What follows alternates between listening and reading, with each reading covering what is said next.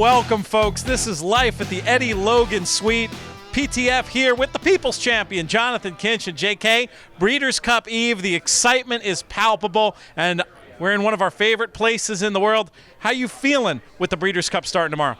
Yeah, this is my home away from home. I think I've probably slept here more than I've slept in my house here in the Eddie Logan on these little comfortable couches. Look, it's Christmas. It's Christmas Eve. Your best bet on Friday. Where are we going to get our money in good? Yeah, Dennis's moment for me is where I'm going to be leaning. I think I'm trying to decide. There's a possibility in the BCBC. I've got two entries. I'm still contemplating the double all-in move on Dennis's moment. I think he's a very likely winner. I understand that sometimes the rail might not be ideal here, but I think that he's tactical enough, and if that's the case, Irad will be aware of it and get him off of there. And I think when they turn for home, he could show us something special and get a lot of people excited for the first Saturday in May.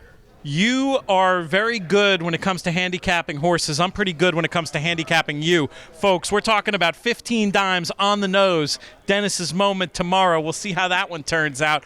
All right, let's say that one works out. You're heading into Saturday. You've got the bankroll you want. Where are you going to try to get your money in on Saturday? How are you going to win this year's Breeders' Cup Betting Challenge?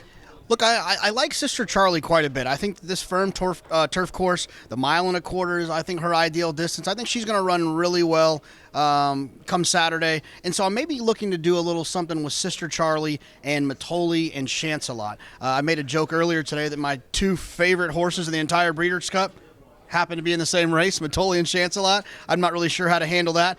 If I can play doubles with Sister Charlie in to Matoli and Chancelot, then I think I'll probably get a nice little return there. On either day, give me one that you're very excited about to wager on that's 10-1 or higher. I like Our Country. He's had some excuses in his last two starts.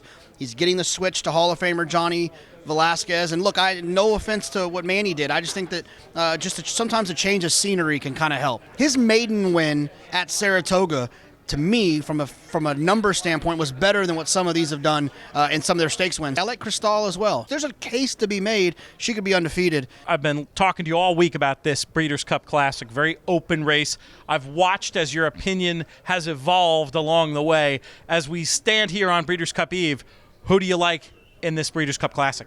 This is the question I hate the most of anything. It's worse than if you want an appetizer or not. I can never answer that question.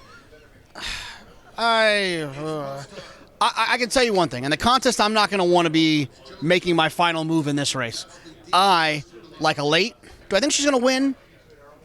Maybe.